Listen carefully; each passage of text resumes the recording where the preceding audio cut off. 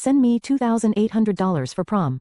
My sister said. I replied, earn it yourself. A few minutes later, my parents texted pay, or GET, out of this family that night. I pressed cancel, cancel, cancel everything. By 8:30 the next morning. I'm Bridget Cole, 35. A marketing manager in Lincoln, Nebraska, living a life I built entirely from scratch. That day, during a tense morning meeting at work, my phone buzzed on the table, breaking my focus. A text from my sister lit up the screen. Send me $2,800 for prom. I froze, jaw tightening. $2,800. For a dress and one night of partying, I typed back, earn it yourself. Minutes later, my parents' reply landed like a slap. Pay or get out of this family. My heart pounded. For years, I had sent them money believing it was only for emergencies or urgent needs. But this demand that I fund my sister's prom or be disowned. Anger surged through me, mixed with something sharper, the painful realization that maybe they had been taking me for granted far longer than I had ever wanted to admit. That night, after hours of pacing and replaying their words in my head, I made a choice. My fingers hovered, then pressed, cancel, cancel, cancel everything. By 8:30 the next morning, my entire world had shifted upside down, and soon after I uncovered a truth so shocking you won't believe it. If you've ever faced family pressure like this, share your experience in the comments. I'd love to hear how you handled it. And stay tuned, because more real stories like mine are coming your way. To understand why my sister's text shocked me, you need to know about my family. I built my life from nothing, no handouts, no shortcuts. Growing up, I learned early that hard work was my only way out. My parents never saw it that way. My mother and father poured everything into my sister, their golden child, the baby of the family. I was 17 when she was born, already fending for myself, working part-time jobs while they doted on her every whim.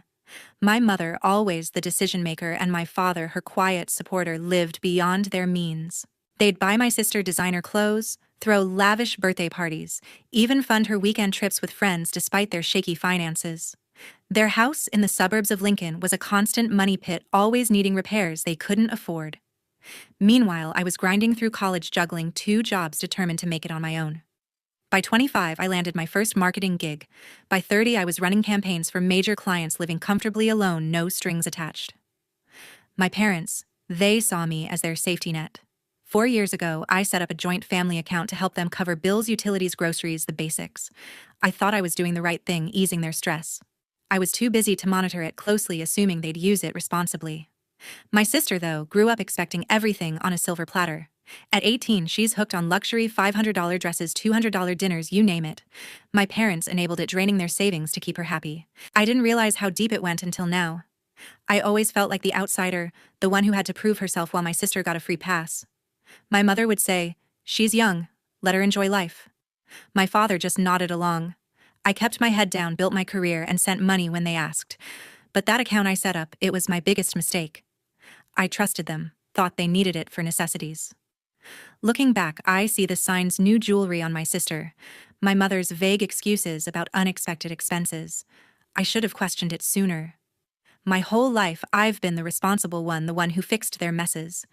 Yet somehow, I'm the one they turn on when I say no. Growing up, I'd hear my mother's voice, sharp and dismissive, whenever I asked for help. Figure it out, Bridget. But for my sister, they'd drop everything. I remember her 10th birthday, $2,000 on a princess-themed party, while I worked weekends to pay for textbooks. My father once said she's our second chance to get it right. It stung, but I swallowed it, kept pushing forward. My sister's demands grew bolder each year. New phones, concert tickets, shopping sprees. My parents never blinked, even when their bank account was in the red. I thought I was helping by setting up that account, but I was blind to how they used it. I've spent years proving I don't need them, building a life I'm proud of.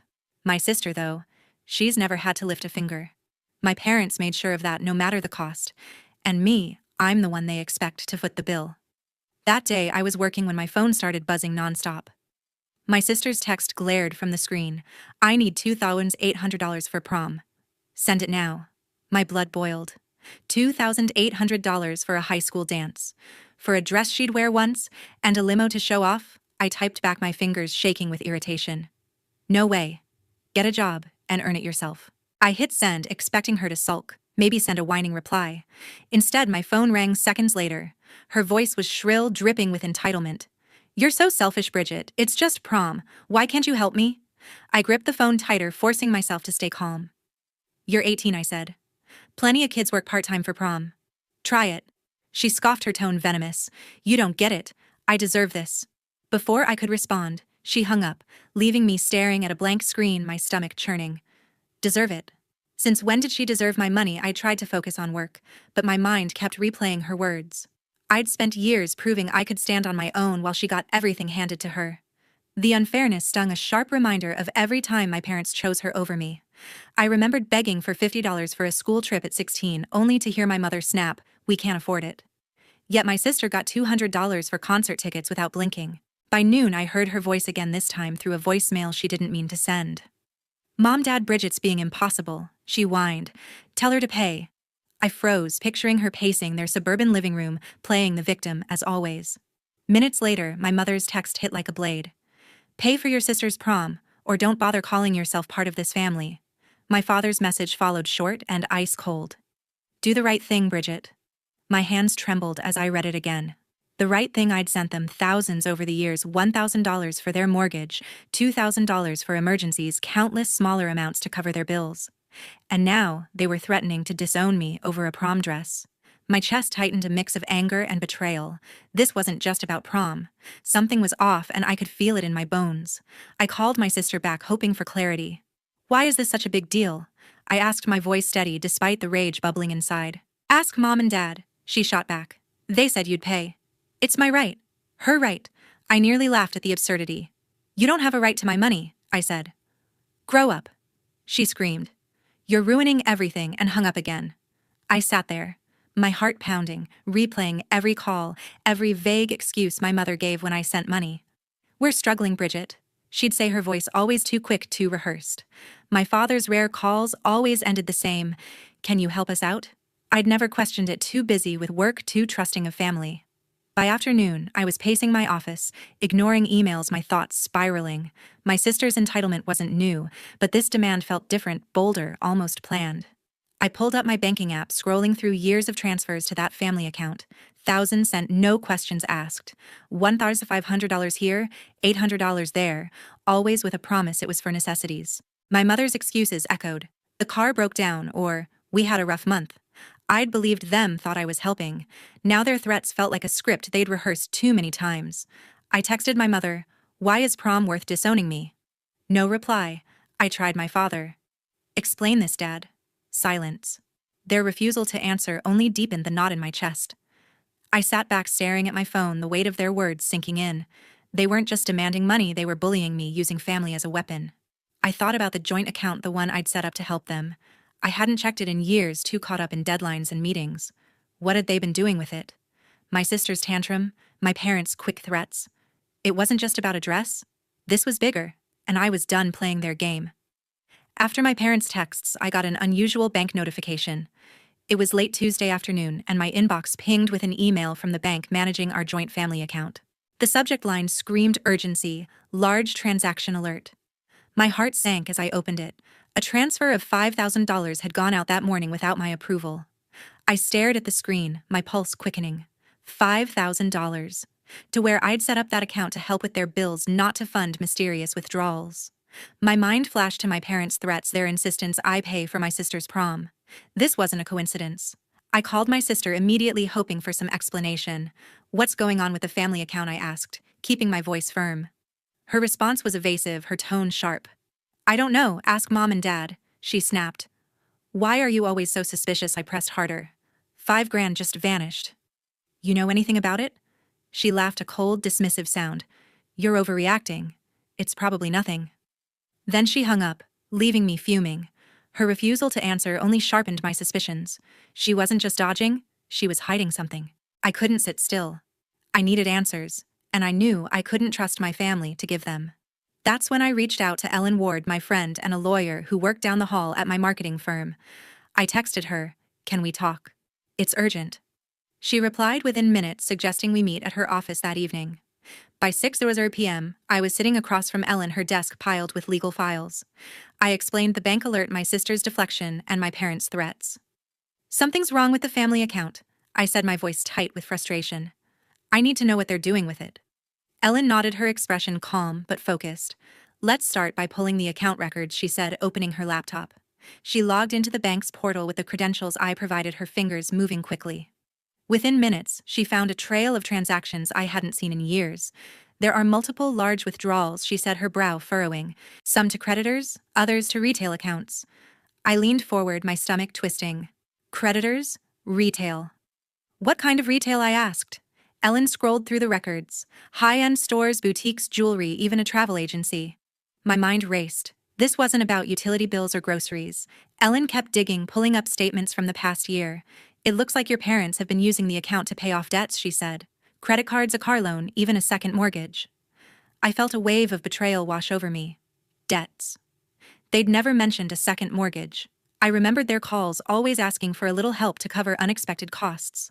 I'd sent money without question, thinking I was keeping their heads above water. Now I saw the truth. They'd been draining the account to prop up their lifestyle. Then Ellen pointed to another set of transactions. These are smaller but consistent, she said. Payments to clothing stores, restaurants, even a prom planner. A prom planner. My sister's $2,800 demand flashed in my mind. They've been funding her spending, I said, my voice barely above a whisper. Ellen nodded. It seems your parents have been using your money to cover their debts and give your sister whatever she wants. I sat back stunned. All those years I thought I was helping with necessities. Instead, I'd been bankrolling their lies. I left Ellen's office with a sinking feeling. My parents weren't just pressuring me for prom money, they were hiding a pattern of deception. I needed more proof. But one thing was clear, I couldn't let this go on. The next day, I returned to Ellen's office. The room was dimly lit, her desk piled high with files, but Ellen's gaze remained razor-sharp. She pushed a stack of documents toward me, her expression grim. These are the bank records, she said. You're not going to like this. My stomach twisted as I scanned the first page. Over 4 years, $100,000 had been withdrawn from the joint family account, my money siphoned off without a word. A stab of betrayal hit me. I'd trusted them, believed I was helping with their struggles. Instead, they'd been bleeding me dry. Ellen pointed to the transaction logs. Your parents made dozens of large transfers, she said, flipping through the pages. Some went to credit card companies, others to a car loan, even a second mortgage they never mentioned. I felt my throat tighten. A second mortgage. They'd always said the house was nearly paid off. Then she showed me another section, smaller withdrawals but constant, to boutiques, jewelry stores, and a travel agency for my sister's trips. Prom expenses, too, Ellen added, circling a $3,000 payment to a high-end event planner. My sister's $2,800 demand suddenly made sense. She'd been raised to expect my money as her own. I leaned back, my mind reeling. Every call from my mother, every plea for a little help flashed through my head. I'd sent thousands thinking it was for necessities, groceries, utilities, their survival. Now I saw the truth. They'd used me to fund their debts and my sister's lavish lifestyle. How could they do this? I whispered, more to myself than Ellen. She shook her head. People justify anything when they're desperate. Her words stung, but they were true. I knew what I had to do. The next morning, Wednesday, I called the bank and instructed them to close the joint account. It took 10 minutes, but each step felt like cutting a chain. I'd spent years tying myself to their problems, and now I was done. With the account frozen, I drafted an email to my parents and sister, keeping it short and cold. The joint account is closed. I know about the $100,000. No more money. I hit send, my hands steady but my chest heavy. This wasn't just about money, it was about trust, and they'd shattered it. Within hours, my phone exploded. My sister called, first her voice a mix of panic and rage. You can't do this, she shouted. We need that account. I stayed calm, though my pulse raced. Need it for what? More designer dresses, I asked. She sputtered, then screamed, You're tearing this family apart, and hung up. My mother's text came next, a wall of words. How dare you accuse us? We needed that money to survive. Survive on luxury trips and prom planners.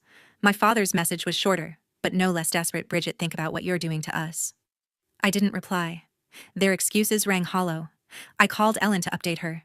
They're freaking out, I said, my voice shaking with a mix of anger and relief. She wasn't surprised.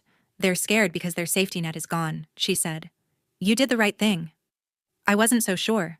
Closing the account felt like freedom, but it also felt like losing the family I'd spent years trying to hold together.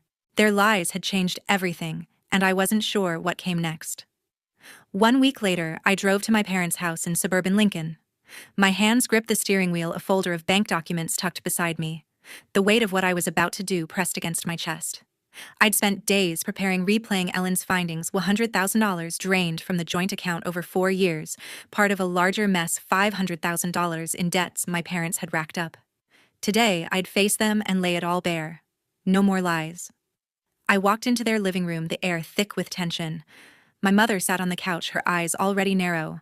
My father stood by the window, arms crossed, his face unreadable. My sister slouched in an armchair, staring at her phone, avoiding my gaze. I didn't waste time. I know everything, I said, dropping the folder onto the coffee table. The account I set up to help you, you took $100,000. And you're drowning in $500,000 of debt.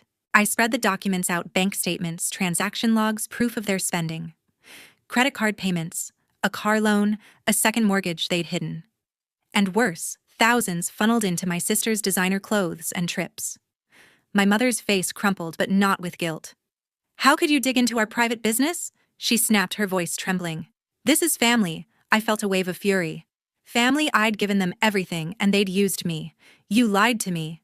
I said, my voice steady despite the hurt. You said it was for bills, for survival. Instead, you funded her lifestyle. I pointed at my sister, who still wouldn't look up. My father stepped forward, his tone sharp. You don't understand, Bridget. We had no choice. Debts pile up. You were supposed to help us. I stared at him, stunned. Supposed to help? I sent thousands every year, I said. And you blew it on things you couldn't afford. My mother cut in, tears streaming now. You're so selfish. We did this for her, for your sister's future. I glanced at my sister, expecting some defense, some apology. She stayed silent, her face blank, letting our parents fight her battle. That silence cut deeper than their words. She wasn't just complicit, she was entitled to it all. My father's voice grew louder. You can't walk away from us, he said, his eyes blazing. We're your family. You owe us. Owe them. The audacity burned in my throat. I don't owe you anything, I said, my voice rising. I closed the account. No more money. You're on your own. My mother gasped, clutching her chest like I'd struck her. You're abandoning us, she cried. My sister finally looked up, her eyes flashing with panic, but she said nothing. I held their gazes, refusing to back down. You abandoned me first, I said. You used my trust, my savings for years. The room erupted. My mother shouted about loyalty. My father accused me of betrayal, and my sister just sat there mute, as if none of this was her fault. I gathered the documents, my hands shaking with rage and relief. I'm done, I said, walking to the door. Their voices followed me, a chorus of anger and desperation, but I didn't turn back. I'd given them a chance to explain, and all I got was blame. This was the end of their hold on me. After the meeting, I returned home and made my final decision. The weight of my family's betrayal sat heavy, but I knew what I had to do. I'd already closed the joint account, but that wasn't enough. I opened my phone, blocked my parents' numbers, and filtered their emails to spam. My sister's number went next. Each tap felt like severing a thread I'd spent years tying myself to. It hurt, but it also brought a quiet strength. I was done being their financial crutch. Months passed and word reached me through a distant cousin. My parents had filed for bankruptcy. The $500,000 in debts, credit cards, loans, that hidden second mortgage had crushed them. Their house in suburban Lincoln, the one they'd sworn was nearly paid off, was gone. I pictured movers hauling their furniture away, my mother crying, my father staring blankly. Part of me ached for them, but another part felt nothing. They'd built this mess using my money to delay the inevitable. I'd given them chances and they'd thrown them away. My sister faced her own reckoning. Without my parents' handouts, she had to grow up fast. The cousin mentioned she'd taken a part-time job at a clothing store, folding shirts and ringing up customers. I imagined her standing behind a counter, forced to earn what she'd once demanded from me. The girl who thought $2, $800 prom dresses were her right was learning to stand on her own. I didn't feel triumph, just a bittersweet relief. Maybe she'd understand one day what I'd tried to teach her. As for me, I found a new kind of peace. The constant calls, the guilt trips, the demands, they were gone. I focused on my life, my career, my savings. I started seeing a therapist to unpack the years of manipulation, to rebuild the confidence my family had chipped away. Setting boundaries wasn't easy. It meant letting go of the hope that they'd change, that they'd see me as more than a bank account. But it also meant freedom. I learned to say no to protect my own future, to stop letting their chaos define me. Looking back, this whole ordeal taught me something vital: family doesn't mean obligation. Love shouldn't come with a price tag. I spent years thinking I had to save them, that their problems were mine to fix. I was wrong. Setting boundaries, taking control of my finances, and walking away from toxicity, that's what saved me. If you're out there caught in a similar cycle, know this. You don't owe anyone your security. Protect yourself first. It's not selfish. It's survival. To everyone listening, thank you for following my story. It's been a tough road, but sharing it helps me heal. I'd love to hear your experiences. Have you ever had to set boundaries with family? Drop a comment below and let's talk about it. If this resonated with you, hit that subscribe button and join me for more real stories. Your support means everything. After listening to today's story, perhaps it has raised some new questions in your mind, or maybe it has brought back some old memories. Every day on Reddit, new experiences and moments create fresh stories, and they connect all of us. Everyone has their own unique journey in life, and we all try to understand the world in our own way. These kinds of moments remind us that we are all human, sometimes happy, sometimes sad, and always learning something new. If you enjoyed this story, feel free to share it with your friends. Your thoughts and feedback are always valuable to us, as they motivate us to create even better content. Every story has its own unique angle, and our goal is to understand everyone's perspective and make our content diverse and relatable. Stories like these help us realize that life's journey is different for everyone, and by hearing other stories, we learn something new. You can also share your own stories with us. Your experiences are valuable to us as well, and if you enjoyed this video, please leave your feedback. We aim to create content that brightens your mind and gives you new ideas every time. If you've already seen this video before, your feedback is still important. With every piece of feedback, we can improve our content and bring a new perspective to our viewers. Today, what we saw was just a small part of the many stories shared on Reddit and across the world. It's a reminder of how we all try to understand life by sharing our experiences with each other. This video was only an example of how we try to connect with others through storytelling, learning about different sides of life. We hope to continue sharing such stories that help us all learn and grow together. Thank you for your time, and don't forget to keep an eye out for more stories coming soon. If you haven't already, please like and follow for more amazing content. Your support keeps us going, and we will strive to bring you more thought-provoking and heartwarming stories. Until next time, take care and stay curious. **